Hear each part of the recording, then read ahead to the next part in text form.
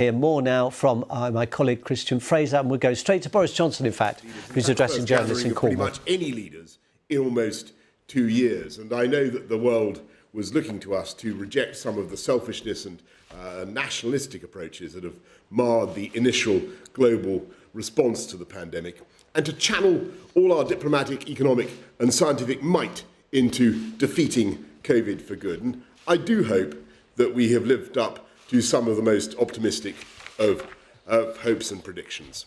I should say I'm sorry to hear that owing to their pre-existing commitments, the England football team are not able to watch this press conference live in the way I'm sure they would like to, but I hope that following their resounding victory they will be able to catch up on the triumphs of the G7 later on. A week ago I asked my fellow leaders to help in preparing and providing the doses we need to vaccinate the whole world by the end of 2022. I'm very pleased to announce that this weekend leaders have pledged over 1 billion doses, either directly or through funding to COVAX. That includes 100 million from the UK to the world's poorest countries, which is another big step towards vaccinating the world. And that's in addition to everything scientists and governments and the pharmaceutical industry have done so far to roll out one of the largest vaccination programs in history. And here I want to mention in particular the role of the Oxford AstraZeneca vaccine, the world's most popular vaccine, developed 250 miles from where I'm standing today, by scientists who have rightly been given honours by the Queen this weekend. Today, over 500 million people are safe because of the development and production of that vaccine, funded, I may add, by the UK government. And that number is rising every day. And it's popular, of course, because it's being sold at cost to the world, and it was designed for ease of use in mind. And because of that act of generosity by AstraZeneca, who, just to reiterate, are making zero profit on the production of that vaccine, millions more vaccines have been rolled out to the poorest countries in the world. In fact, 96% of the vaccines delivered by COVAX, the COVAX vaccine distribution scheme, have been Oxford AstraZeneca. But this weekend our discussions went far beyond defeating the pandemic. We looked towards the global recovery, a great global recovery our countries have committed to lead, and we were clear that we all need to build back better in a way that delivers for all our people and for the people of the world. And that means preventing a pandemic like this from ever happening again, apart from anything else, by establishing a global pandemic radar which will spot new diseases before they get the chance to spread. It means ensuring that our future prosperity benefits all the citizens of our countries and indeed all the citizens of the world. At the G7 summit this weekend, my fellow leaders helped the Global Partnership for Education, an organisation working to make sure that every child in the world is given the chance of a proper education, reach half of its 5-year fundraising goal, including a £430 million donation from the UK. It's an international disgrace that some children in the world are denied the chance to learn and reach their full potential. And I'm very, very pleased that the G7 came together to support that cause, because educating all children, particularly girls, is one of the easiest ways to lift countries out of poverty and help them rebound from the coronavirus crisis. With just one additional year of school, a girl's future earnings can increase by 20%. I'm proud that G7 countries have agreed to get 40 million more girls into school and 20 million more reading by the end of primary school in the next 5 years, and that's the money that we have raised this week is a fantastic start. But of course, the world cannot have a prosperous future if we don't work together to tackle climate change. Later this year, the UK will host the COP26 summit, which will galvanise global action on fighting climate change and help and create a healthy planet for our children and grandchildren. G7 countries account for 20% of global carbon emissions, and we were clear this weekend that action has to start with us. Carbis Bay is one of the most beautiful places in the world, as you can see, and it was a fitting setting for the first ever net zero G7 summit. And while it's fantastic that every one of the G7 countries has pledged to wipe out our contributions to climate change, we need to make sure we're achieving that as fast as we can and helping developing countries at the same time. And what unites the countries gathered here this weekend, not just the G7, but Australia, India, South Africa, and South Korea, who have joined us, and I should say in India's case, joined us virtually, are not just our resolve to tackle climate change, but also our democratic values. It's not good enough for us just to rest on our laurels and talk about how important those values are. And this isn't about imposing our values on the rest of the world. What we as the G7 need to do is demonstrate the benefits of democracy and freedom and human rights to the rest of the world. And we can partly achieve that by the greatest feat in medical history, vaccinating the world. We can do that by working together to stop the devastation that coronavirus has produced from ever occurring again. And we can do that by showing the value of giving every girl in the world access to 12 years of quality education. And we can also do that by coming together as the G7 and helping the world's poorest countries to develop themselves in a way that is clean and green and sustainable. Before I go to the media who are just here, I want to thank finally the police, everyone who helped organise this summit, and I think all the people, not just of Carbis Bay, who certainly helped us put the carbs into Carbis Bay, but everybody involved, all the wonderful people of Cornwall for their hospitality. It's been a fantastic summit, and I know that all the other delegations would want to express their thanks as well, because they've communicated that to me. Anyway, let's go over to Beth Rigby of Sky. Prime Minister, I'm going to ask you two questions, if I may, one on Yes. COVID and one on the summit. On COVID, you gave very heavy hints of a delay yesterday when you said your objective was to give the vaccination programme the legs, the impetus, the speed it needs to beat the spread of the virus. So far, 44% of the population have had 2 doses. What percentage of the population need to be double vaccinated before we can proceed with stage 4 of unlocking, and how long do you think it will take? And on the summit, you said in a recent interview the Brexit lemon had been sucked dry, but it has left a bit of a sour taste in the mouth at this summit, hasn't it? Instead of building global alliances, you're moving further apart from allies, and you seem to have provoked a diplomatic row now too with France. Do you regret blowing up the Brexit row in some of your remarks at this summit?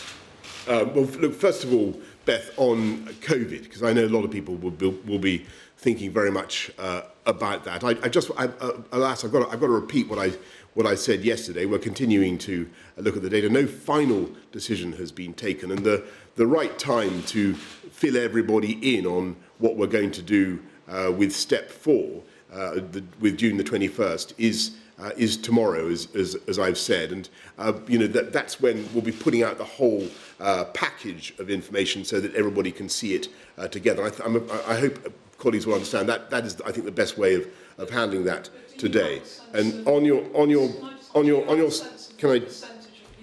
No, the second dose, because 44% now. Can I just respectfully just say, I know that you'll have lots of detailed questions and suggestions on COVID. I think probably not. We don't want to get it out in dribs and drabs, if I may. And what we'll do is be setting it all out in full tomorrow, because I think people want to see the whole package. But on your second point, which was about Brexit, actually, I can tell you that the vast majority of the conversations that we've had over the last 3 or 4 days have been about other subjects, and there has been a fantastic degree of harmony. I mean, between the leaders of our countries, and if you look at some of the things they come together to agree, a billion more doses, a billion more vaccines. Everyone agreed to phase out the use of, not just supporting coal around the world early, but to phase out the use of coal in their own production. They agreed that they would have 30% of their land and 30% of their seas protected, consecrated to nature by 2030, to set a 100-day target for the production of new vaccines after the arrival of a new variant, a new Atlantic Charter, a plan to build back better for the world. That was what took up our time. And, I don't think that really I could have asked for a more cooperative or a more energetic spirit from our friends. Though, your Foreign Secretary said this morning on television that he found President Macron's remarks on GB and NI offensive. That's what your Foreign Secretary said at the G7. Are you telling me that's not a diplomatic row? What I'm saying is that we will do whatever it takes to protect the territorial integrity of the UK, but actually what happened at this summit was that there was a colossal amount of work on subjects that had absolutely nothing to do with Brexit, and together with our European friends and partners, we're launching all sorts of projects for the benefit of the world. We will sort that out, but I think I'm going to stick at what I've said yesterday. Okay, good. Who is going next? Robert Pesson, ITV. Over here. You would say that climate change is the most serious issue facing the world, but there doesn't appear to be a collective agreement yet on a binding timetable for concrete actions on issues like eliminating unabated coal mining or petrol cars. Why is it proving so difficult to get a formal timetable for these important steps in terms of combating climate change? Sorry? Go on. The former Prime Minister, Gordon Brown, has described the billion doses of vaccine as a moral failure. He simply says it's just not enough vaccine for poorer countries.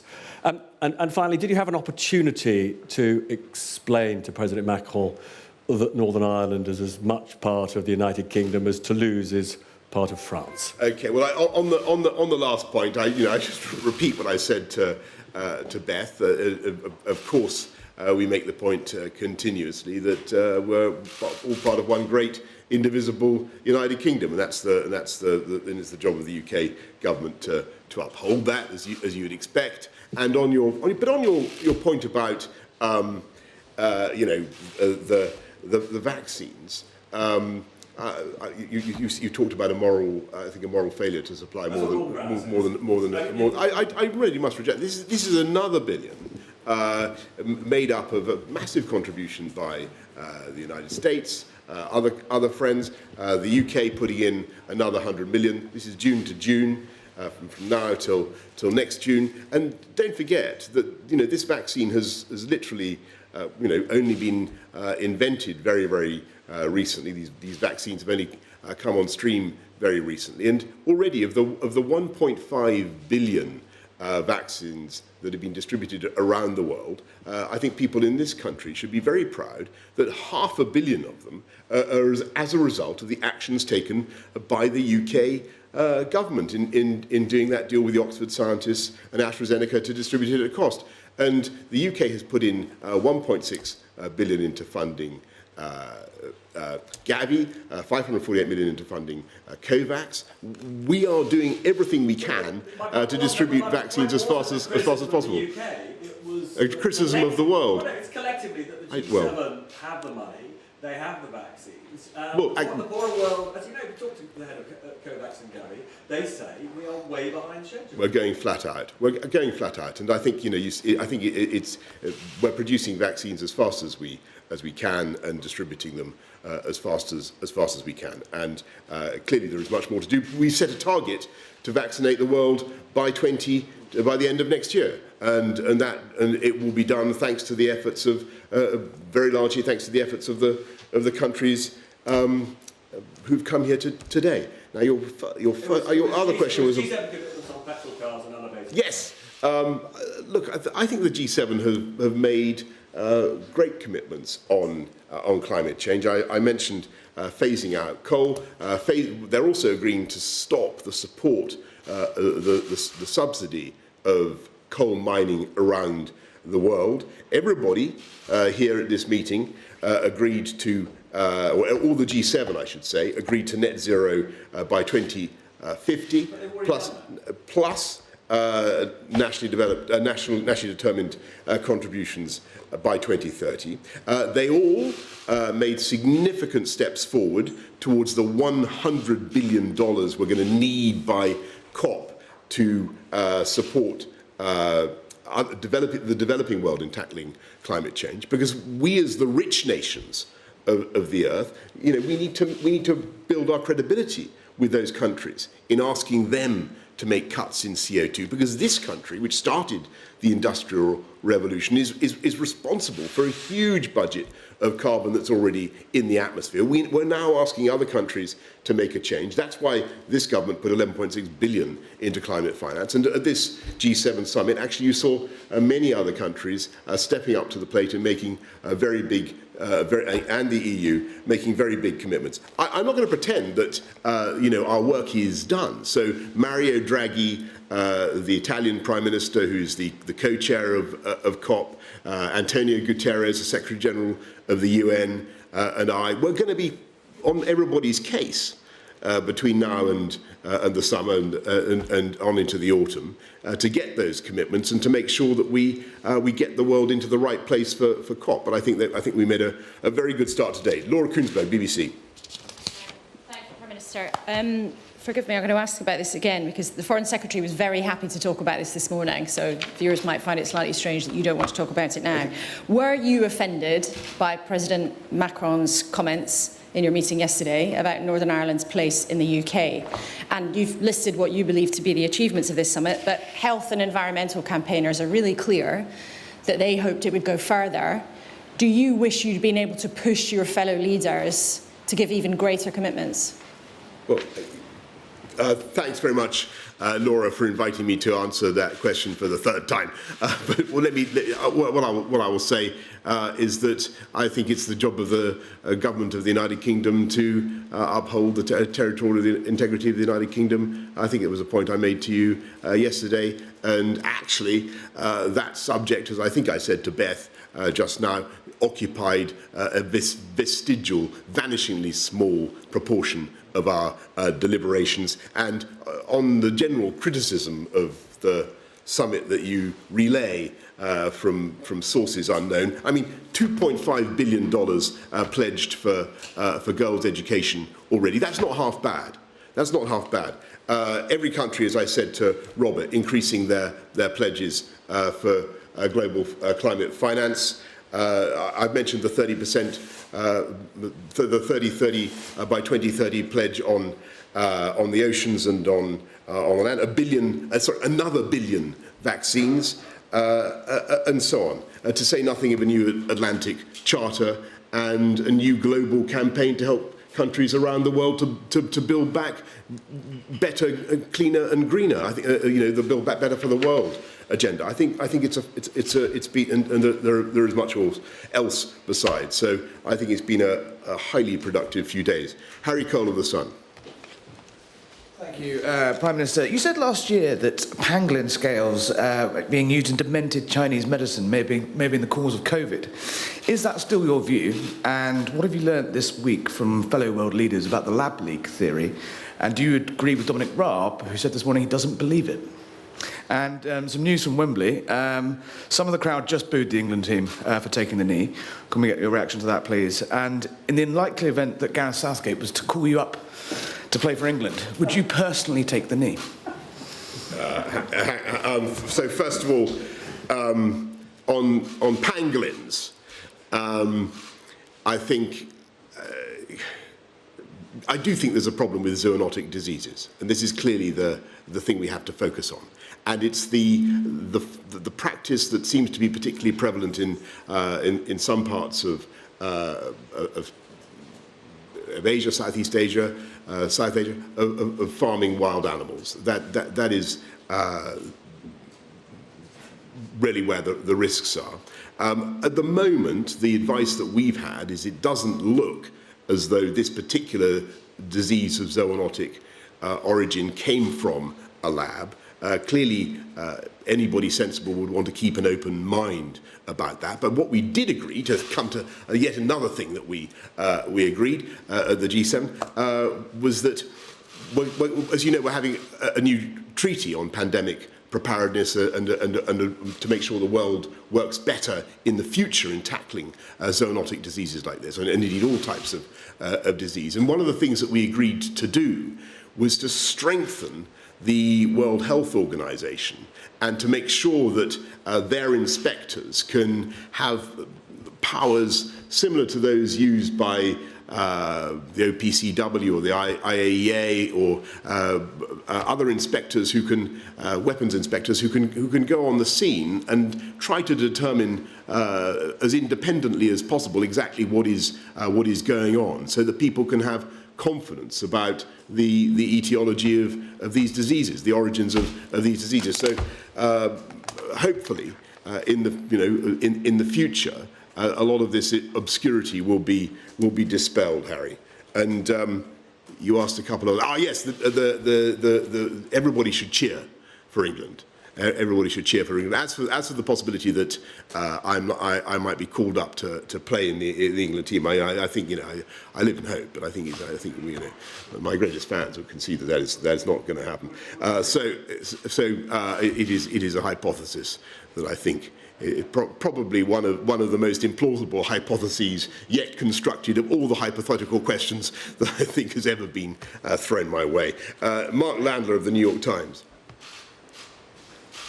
Thank you very much, Mr. Prime Minister, and thank you for including a few international reporters on your list. You described President Biden as a breath of fresh air a couple of days ago, but it's also true that you and your government worked extremely hard to cultivate his predecessor. And there are lingering feelings in Washington among Democrats and among some in the administration of suspicion about the Johnson government and a belief that you are more ideologically in tune with Donald Trump than you would be with Joe Biden. I'm wondering what, if anything, you said to the president to dispel those suspicions, what you would say to those in the U.S. That might view you, to turn a phrase, as a physical and emotional clone of Trump. And then lastly, on the specific issue of Northern Ireland, notwithstanding what you've said today about Macron and Northern Ireland, how worried are you that with a devoted Irish American in the White House who's fond of quoting Yeats in virtually every speech, that this will inevitably spill over into the US-UK relationship and cause you trouble on other issues?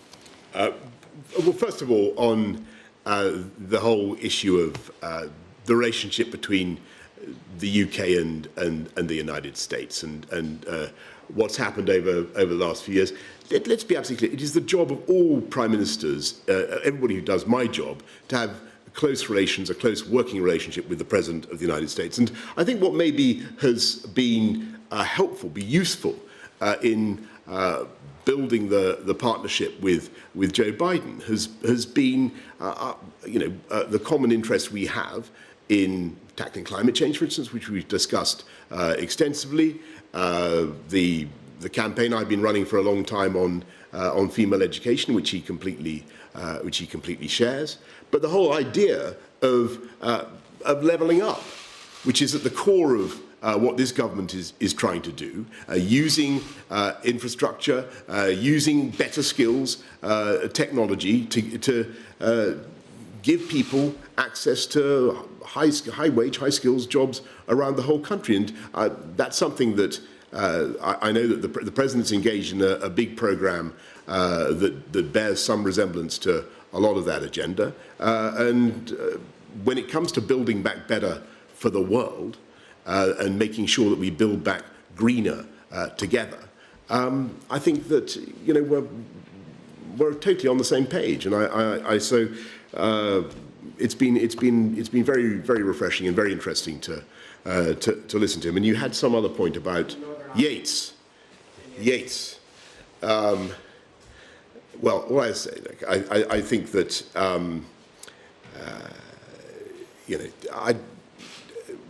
with greatest respect to all our friends around the world, this is something that I think we're going to fix. We'll fix it in a pragmatic way, but this is about making sure that we protect the Good Friday peace process and the territorial integrity of the UK, and that's what we're going to do. Okay, Ben Riley-Smith of The Telegraph. Thank you, Prime Minister. 2 questions, if I may. Firstly, on reopening. I understand you don't want to get ahead of the announcement, but the whole country is watching this issue. So can you offer a guarantee that ultimately full reopening will not be delayed longer than 4 weeks? And what is your message to businesses and people who may consider breaking the rules if there is a delay? And on vaccines, there is a simple way to try and boost world supply, dropping the patents on COVID vaccines. Why don't you support that? Ben, first of all, thanks for having another. I understand why people want to hear more about COVID and Step 4 this afternoon. I understand people's impatience, but it really, and you asked some good questions, but the best thing is to get all this out in one package so that everybody can understand it in the round, and that's what we'll be doing tomorrow, as I've said repeatedly. And on your point about TRIPS and intellectual property and that route, look, I think the crucial thing is to make sure that we build up capacity, build up manufacturing capacity, fill and finish and manufacturing around the world, particularly in Africa. I think we should be sharing knowledge as much as we can, whilst obviously protecting as I think Dr. Ngozi of the WTO well put it, protecting the incentives for innovation. So you've got to accomplish both things at once. But what we think is the right way to go is to sell these vaccines at cost, and that's why we're particularly we champion the Oxford AstraZeneca model. What we're doing is getting lots and lots of jabs into people's arms by insisting that they are sold at cost, and I think that's a highly effective way of doing it. You're not happy to waive protecting incentives just in this one case to try and get as many jabs? I think the G7 agreed to look at that and to see what they could do to expedite knowledge transfer, particular transfer of manufacturing capability. But the particular solution that we've come up with, which is making sure that the vaccines are distributed at cost on a non-profit basis, I think is the right way to go. Can we go to Antonello Guerrera of La Repubblica? Thank you very much, Prime Minister. Since the very beginning, your global Britain has significantly brought forward the importance of the Indo-Pacific region and the Far East, and this is clearly stressed also in the G7 final communique, mostly regarding China. In your personal view, and after this G7, why is and will this area be vital for our Western democracies? And why for you this new crucial, is this for you the new crucial dimension of the transatlantic security in the future? And secondly, if I may, you apparently have a great respect for the Italian Prime Minister Mario Draghi, because I remember that last year, while announcing the furlough scheme and the financial package against COVID, you quoted him more than once with whatever it takes, and also now, during these days. The other day, you also said that the mistakes made during the 2008 financial crisis should never be made again, and Draghi also was instrumental in reversing it. And also, on the other end, Mario Draghi was deeply inspired by the example of the UK vaccination campaign. So apart from the COP26 and the G7, G20 connections, what Mario Draghi means to you, and if there is a special relationship between Italy and the UK, even though I know that you don't like this label. Thank you. Well, thank you, Antonello. There's obviously a very close and indeed special relationship between Italy and the UK. We're actually intensifying that now, where we've just signed a partnership agreement that's been produced for 2 years now to intensify cooperation in everything from security to tech to trade. You mean the bilateral? Correct. Is it going to be this year, or? We've just finished the work, and we started that a couple of years ago.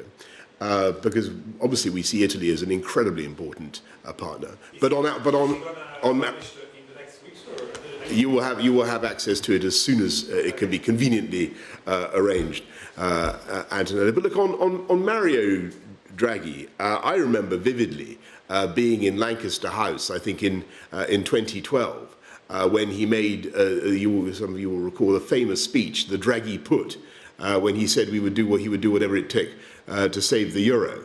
Not that I necessarily thought that was a good thing at that time, but anyway, let's draw a veil over that. But it was incredibly successful, and I think that he is a brilliant economist. It's an absolute pleasure to listen to him, and I think that he gave a very, very balanced summary of what we need to do now. We do need to relaunch the global economy, and we do need to get things working again. And we need dynamism from the G7 and our partners. And I think he's absolutely right about that. But as you rightly say, this time in this recovery, we need to make sure that it's not as unbalanced as the last one, as 2008, and he was very powerful and effective on that point as well. Finally, Heather Stewart, have you got? Oh, sorry. Sorry, on the Indo-Pacific region. Yes, sorry, on the Indo-Pacific region. Well, the answer is I think very simple, which is that this is the area of the world where, in the next 20, 30 years, you're going to see the most dynamic economic growth, where you're going to see the bulk of the of middle classes rising, and where obviously there are some tensions at the moment that we think can be, how shall I put it, allayed, tensions that can be allayed by proper observance of the rules-based international system in which we believe. And the UK, together with other partners in the G7, including Italy, is determined to do that. Thank you. Heather. Thanks. Just on climate finance, so in the run-up to this summit, there was talk of a climate Marshall Plan. That $100 billion a year you mentioned it was a pledge the G7 first made more than a decade ago at the Copenhagen summit. And alongside that, we had this promise to develop a plan for a new climate funding mechanism, but there were no details of how or when that might happen. Just a few months to go until COP26. Won't developing countries conclude the G7 isn't serious about tackling the climate crisis? And on vaccines, we're obviously a very long way short of the 11 billion doses that Dr. Tedros of the WHO thinks we need to vaccinate 70% of the population before next year's G7 summit. I wonder whether you think the UK's aid cuts left you without the moral authority to be able to bring other countries on board this weekend. Thanks very much, Heather. Well, on the first point about the 100 billion, I'm not saying it's going to be easy. It's a lot of money still to raise, but don't forget the UK has put in 11.6 billion, as you know. We had big pledge from Canada. We've had big pledges around the table. I do think that we can get there, and I think it's vital that we do. Why should somebody in the developing world, believe that they have to make some change in their technology to cut CO2, unless when so much of the CO2 has been emitted in previous decades by us in the richer countries, and we've got to make that commitment, and that's the logic of it. And on your point about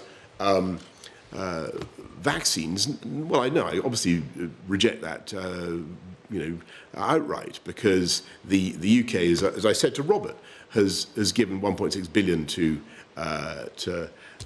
Gavi, 548 million to COVAX, and $500 million vaccines that are being distributed around the world are getting jabs. Those jabs are going into people's arms as a direct result. I think you've got to look at the results. And actually, I'll tell you something. The point you just raised with me has not been raised by anybody else. With me, any other international leader, let alone the leader of a recipient country, and because they know that the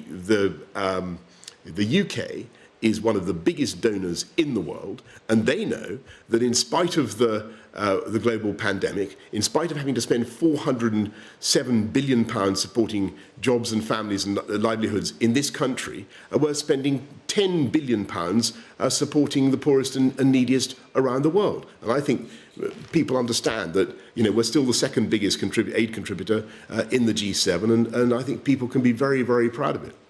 Okay, look, I've exhausted your questions. I have. Thank you very much. Thank you. See the headlines as they happen and watch BBC News live in the app and get the full story with bbc.co.uk/news. Follow the story for all the latest with BBC News.